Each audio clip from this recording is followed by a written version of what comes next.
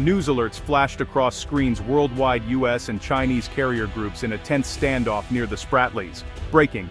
Pentagon confirms unsafe and unprofessional maneuvers by Chinese warships. On TV, anchors spoke in grave tones, showing satellite images of two massive naval formations, one American, one Chinese. December 9, 2025. In the contested South China Sea, the world's two greatest powers sailed toward a confrontation neither wanted, but both prepared for. Global markets reacted instantly, stocks plummeted, oil surged. This was no abstract geopolitical game. Two powerful militaries were within weapons range. The potential for miscalculation was terrifyingly high. A single mistake could ignite a conflict that would change the course of the century. Leaders worldwide made urgent calls, pleading for de-escalation. The world watched, holding its breath, hoping diplomacy would prevail. The crisis had been building for weeks. China declared a new exclusion zone around its artificial islands in the Spratlys, challenging international law. The Philippines, a U.S. ally, saw its vessels harassed. Washington responded by dispatching its most advanced carrier strike group, the USS Gerald R. Ford. The message: America would uphold freedom of navigation. China answered with its own carrier, the CNS Shandong. Now the moment of truth had arrived. Headlines screamed, "Will they shoot? Us and China on the brink." For many, it felt like a new Cuban Missile Crisis, this time on the open ocean. Would commanders keep their composure? Would leaders find a way out? The next few hours would decide if rivalry would boil over into war. The American fleet projected immense power, led by the USS Gerald R. Ford, a floating city of 5,000. The USS Normandy coordinated air defenses, shielded by Arleigh Burke-class destroyers and a hidden Virginia-class submarine. This was Carrier Strike Group 12, its mission demonstrate unwavering resolve. Across the horizon, the Chinese fleet was formidable. The CNS Shandong, China's pride, led a formation of modern warships, including the powerful Type 055 destroyer and stealthy submarines. Both fleets approached deliberately, each knowing the other's position with pinpoint accuracy. Satellites and sensors left no room for surprise. This was not a sneak attack, but a test of will. On the bridges, commanders plotted assertive, but non-aggressive courses, a delicate balance. They needed to show strength without provoking a first strike. As the fleets drew closer, preparations quickened.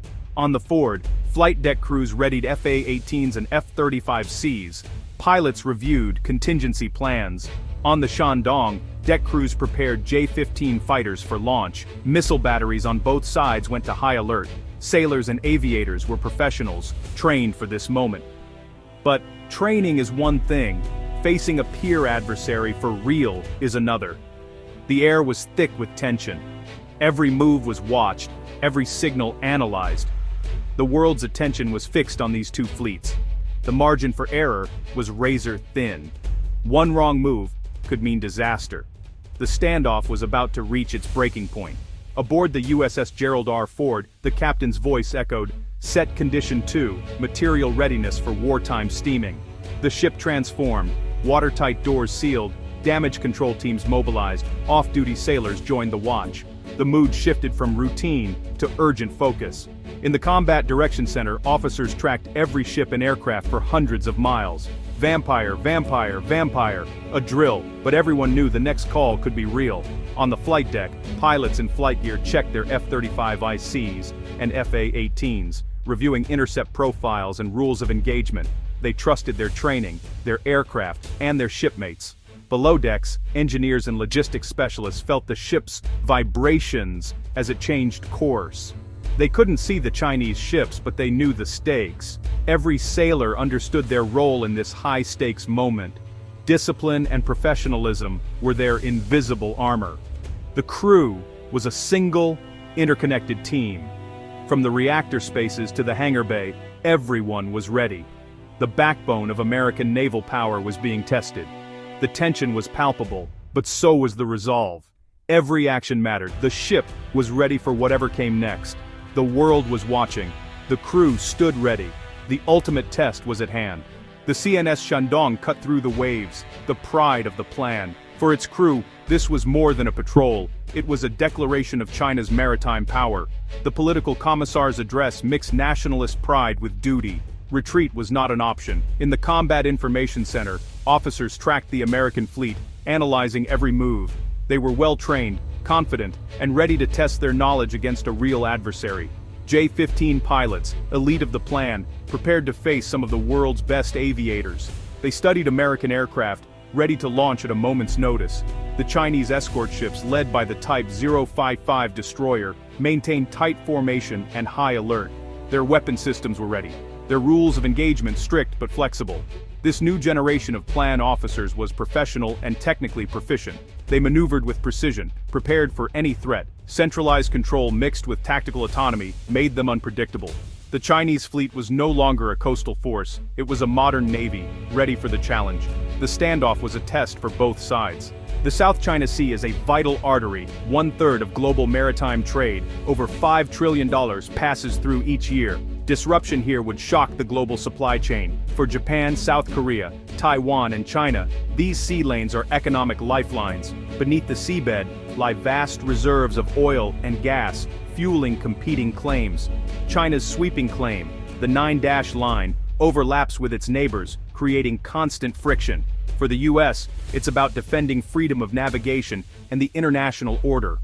The standoff was about more than ships. It was about resources, sovereignty, and the rules that keep the world stable.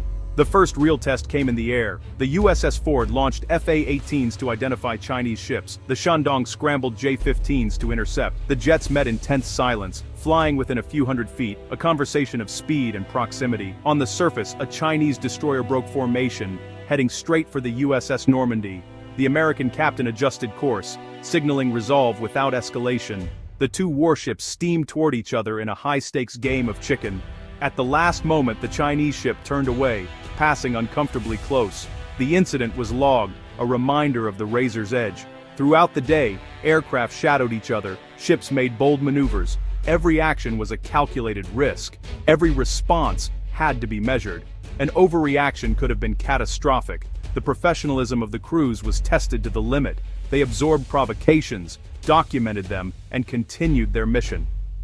This was the reality of gray zone conflict, provocation without open war. The margin for error was vanishingly small. The world held its breath with every close call. Beneath the waves, a silent battle raged. The American Virginia-class submarine hunted the Chinese fleet, and its rival, a Shang-class sub, hunted back. Sonar operators filtered ocean noise for the faintest sign of the enemy. A fleeting contact, then silence. The duel continued. Above, electronic warfare raged.